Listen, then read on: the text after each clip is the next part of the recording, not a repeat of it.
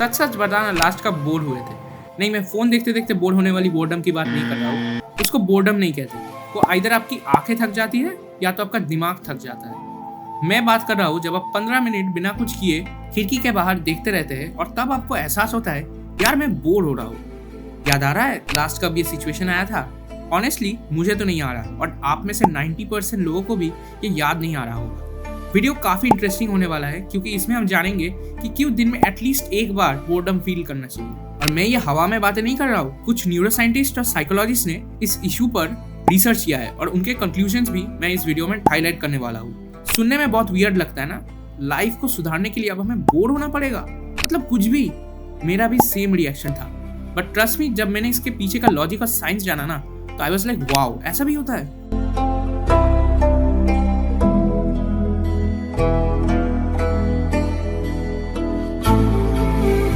तो वीडियो शुरू करेंगे एक बहुत ही रेयर कहानी से जो आज तक किसी ने नहीं सुना होगा। जी हाँ दोस्तों, साल है 1665।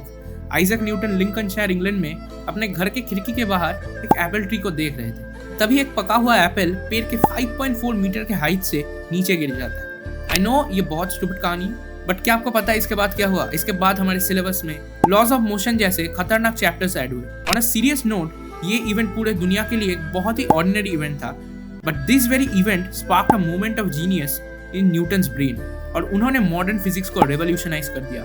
अब न्यूरोसाइंस का ऑब्जर्वेशन इसमें यह है कि पूरे इंसिडेंट के दौरान न्यूटन ना तो कोई एक्सपेरिमेंट कंडक्ट कर रहे थे, ना वो किसी चीज को पढ़ रहे थे। आसान भाषा में वो ना तो किसी चीज को फिगर आउट करने की कोशिश कर रहे थे, ना अपने ब्रेन में कोई इंफॉर्मेशन फीड कर रहे थे। वो बस अपने खिड़की के बाहर देख रहा था and he was bored. Similarly Archimedes का जो फेमस यूरेका मोमेंट है, वो भी उसके शावर लेते टाइम आया था, not when he was in lab or when he was reading some books।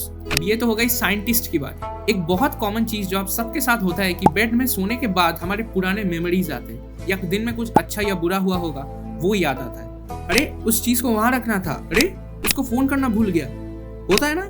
I don't know कितने लोग रिलेट कर पाएंगे इससे। ऑनेस्टली मेरे सारे क्रिएटिव आइडियाज बेड में सोने के बाद आते हैं, बट ये सब हमारे साथ क्यों होता है? क्या ये नॉर्मल है या एक प्रॉब्लम है? तो ब्रिटेन में एक फेमस साइकोलॉजिस्ट है डॉक्टर सैंडी मैन।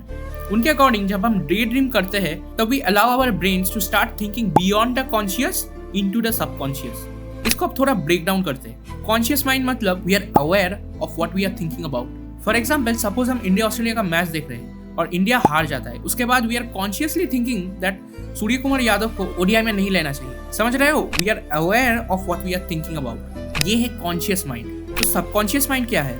ये एक्चुअली माइंड का एक पार्ट है that allows us to take decisions without actively thinking about it. For example, आप गाड़ी चला रहे हो। अब गाड़ी चलाने के वक्त we take decisions each and every second. कब ब्रेक दबाना है, कब लुकिंग ग्लास से पीछे देखना है, कब गियर चेंज करना है। But once you get skilled in driving a car, you are not taking those decisions actively.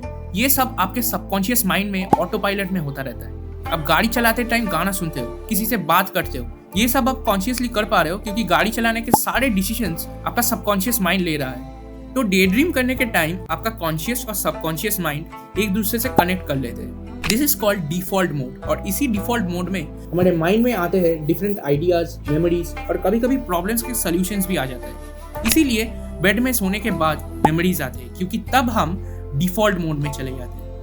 Problem ये है कि हम हमारे बॉडी को डिफॉल्ट मोड में जाने का मौका तक नहीं देते। कुछ लोग नींद आने के लास्ट सेकंड तक फोन देखते हैं। कुछ शॉकिंग नंबर्स आपके साथ शेयर करते हैं। Indians spend an average of 7.3 hours on phone every day, which is more than the Americans and the Chinese. On average, Indians reach for their phones 344 times a day, which is once every 4 minutes.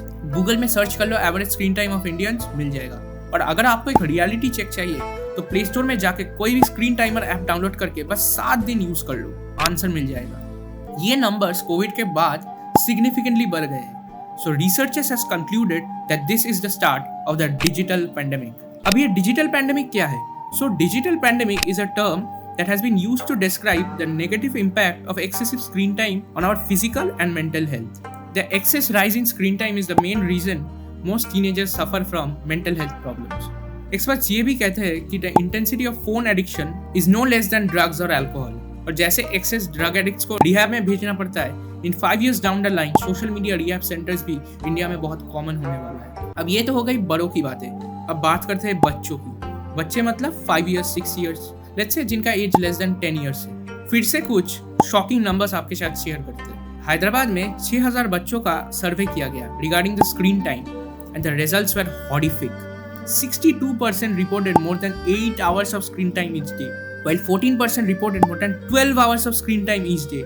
क्या आप imagine कर पा रहे हो? 6-7 साल के बच्चों के फिंगर में इतने इंफॉर्मेशन है, इतने कंटेंट है, और आप सबको पता ही होगा कि आजकल के एल्गोरिथम्स कैसे हैं। Fast paced videos with big bright colour letters constantly flashing on our eyes. जानना चाहते हो इसका इम्पैक्ट बच्चों पर क्या पड़ सकता है? तो सुनो। Sleep disorder, mental and physical fatigue, inability to learn and focus. That's why psychologists all over the world have raised a concern and encouraged the parents कि उनके बच्चों को बोर होने दें, उनको अपने थॉट्स में ऑक्यूपाई करने का समय दें, क्योंकि the young minds needs time and space to discover, create and find their own genius. Doctor Sandi man ने अपने थीसिस या अपने बुक्स में बोर्डम को बहुत ज़्यादा एम्फसाइज किया है, क्योंकि as humans we need to get to that default state of mind for at least twice a day. क्या ज़माना आ गया ना, हेल्दी रहने के लिए भी अब हमें बोर होने का संघर्ष करना पड़ रहा है। तो बताओ कमेंट सेक्शन में वीडियो कैसा लगा। अच्छा लगा हो तो वीडियो को लाइक और चैनल को सब्सक्राइब कर देना। मिलेंगे आपसे जल्दी अगले वीडियो में।